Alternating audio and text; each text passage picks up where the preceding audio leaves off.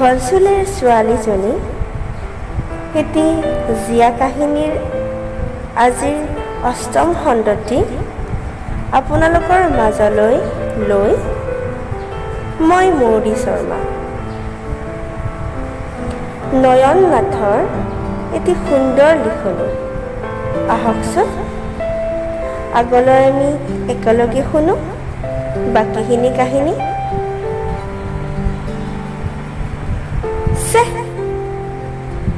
কিহে পাইছিল সেইদিনা? বাছত লগ পায়ে তুলিকাৰ চুলি দেখি তাইৰ প্ৰেমত হাবুডাবু খাবলৈ।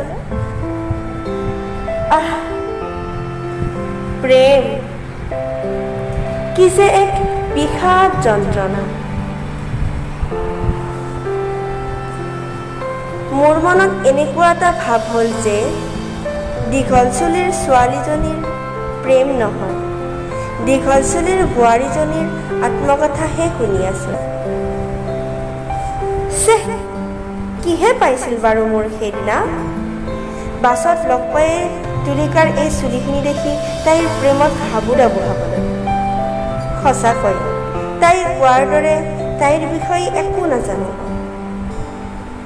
না তাইৰ ভালকৈ ঠিকনা জানো, না তাইৰ ঘৰৰ বিষয়ে জানো, না তাইৰ কেৰেক্টাৰ জানো, না তাইৰ ডিগ্ৰী জানো।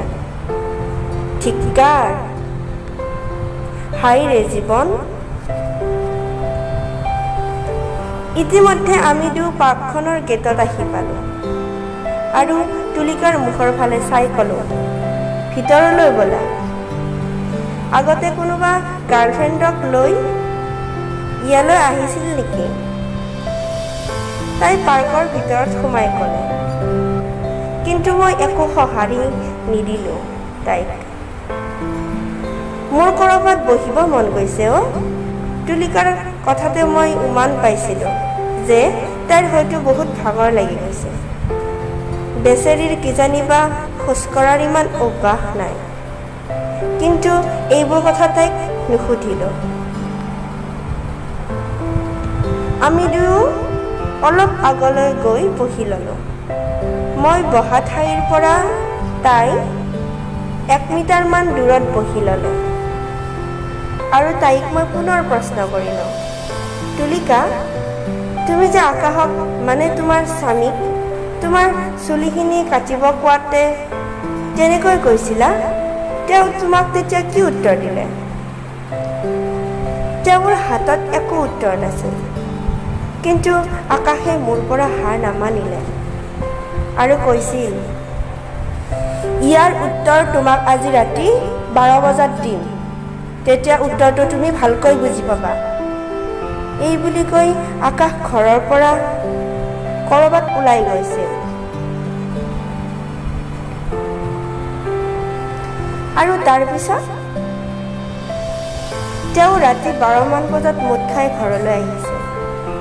আগতে আকাশে মদ খাইছিল নে নাই সেয়া নাজানো, কিন্তু মদ খোৱাৰ পিছত তেওঁক মই সিদিনা প্ৰথম দেখিছিলোঁ। আহিয়ে তেওঁ প্ৰথমে মোৰ ড্ৰেছিং আইনাখন ভাঙি পেলালে। ঘৰৰ কোনেও একো বাধা নিদিয়াত মোৰ যৌতুকৰ বহু বস্তুই সেইদিনাই ভাঙি চুৰমাৰ কৰে। মই তেওঁৰ অত্যাচাৰ দেখিও সকলোবোৰ ভাগ্যক থিয়াই নীৰৱে সহ্য কৰি থাকিলোঁ। নেক্সট কি হ'ল তুলিকা? আৰু সেইদিনাৰ পৰাই তেওঁ সদায় ৰাতি মদ খাই আহে আৰু মই চুলিখিনি কাটি নেপেলোৱাৰ বাবে মোৰ ওপৰত চলিল অসহ্যকৰ শাৰীৰিক আৰু মানসিক অত্যাচাৰ। এই অত্যাচাৰ তেওঁ মোৰ লগত সম্পূৰ্ণ এটা মাহ পাৰ কৰিলে আৰু মই প্ৰতিদিনে মোৰ নিজৰ কপালকেই জীয়াই সহ্য কৰি গ'লোঁ।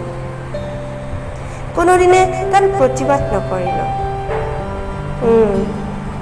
মই তুলিকাৰ কথাত কেৱল মূৰটো ডুবিয়ালোঁ। আৰু এদিন নিশা আকাশে মোৰ এই চুলিখিনি কেন্দ্ৰ কৰিয়ে বিৰাট ডাঙৰ কাজিয়াৰ সূত্ৰপাত কৰিলে। যদি মই তেওঁৰ আগত সিদিনা মোৰ চুলিখিনি কাটিব নোৱাৰোঁ, তেন্তে তাৰ ঘৰত থকাৰ হেনো মোৰ কোনো অধিকাৰ নাই। আৰু এইখিনি কথা কৈয়ে তেওঁ মোক ৰাতি 2 বজাৰ পিছত মই শুই থকা বিচনাৰ পৰা চুচৰি টানি আনি বাৰান্দাত গটিয়াই পেলাই দিলে। মোৰ কথা নুশুনা ন তুলিকা? তোমাক আজি ডিঙি চেপি মাৰি পেলাম। সিদিনা আকাশে মোক মাৰি পেলোৱাৰ ভাবুকি দিছে। তাৰপিছত কি হ'ল তুলিকা?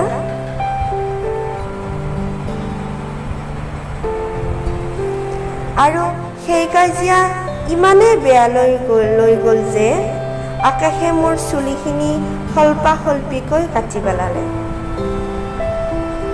মই তাক বহুত কাকুতি মিনতি কৰিছিলোঁ নয়ন, কিন্তু সি মোৰ কথা একো নুশুনিলে।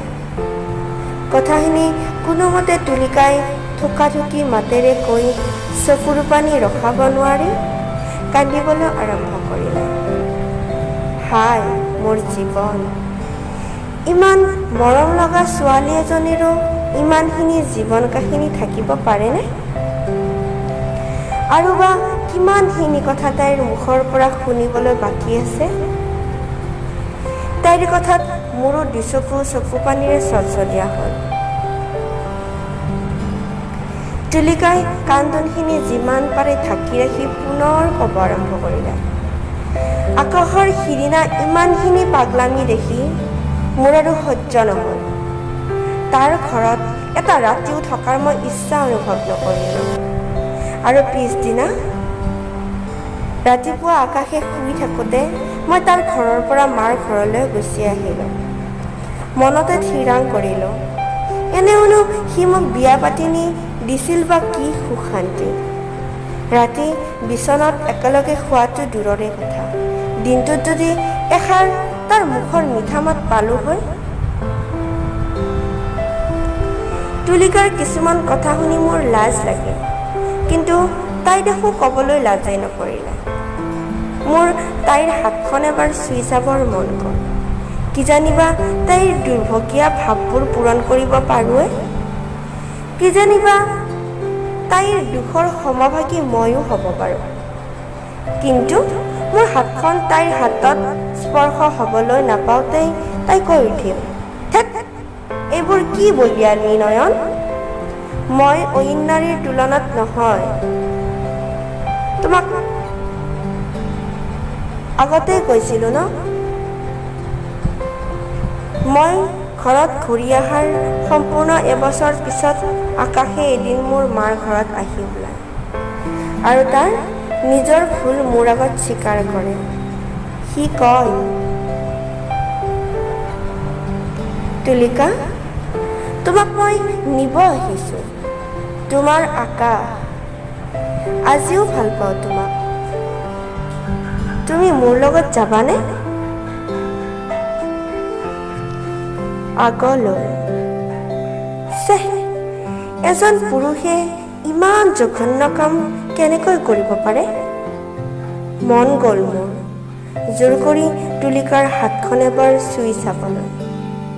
মন গ'ল মোৰ জোৰ কৰি তাইৰ দীঘল চুলিখিনিত এবাৰ আলফুলে হাত দিবলৈ।